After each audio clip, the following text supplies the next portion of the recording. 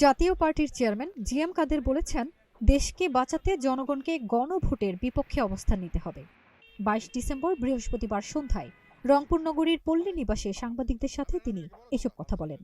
জাতীয় পার্টির চেয়ারম্যান বলেন, বর্তমান সরকার মব সৃষ্টি করে গণহত্যা চালাচ্ছে, বিচারের নামে প্রহসন করে আবারও গণহত্যা সৃষ্টি করতে পারে। তিনি বলেন, এই সংস্কারের মধ্যে গভীর ষড়যন্ত্র রয়েছে। জামাত, এনসিপি ও অন্তর্বর্তীকালীন সরকার মিলে একটি দল।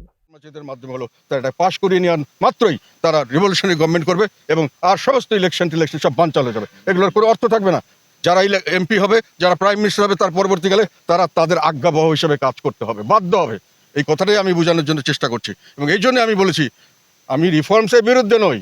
সংস্কার তো আমরাই করেছি, আমরাই করব ভবিষ্যতে আবার ইনশাল্লাহ। মানুষ করবে, কিন্তু মানুষের মতামতের ভিত্তিতে করতে হবে। মানুষ হলো আসল শক্তি, মানুষ হলো আসল মালিক।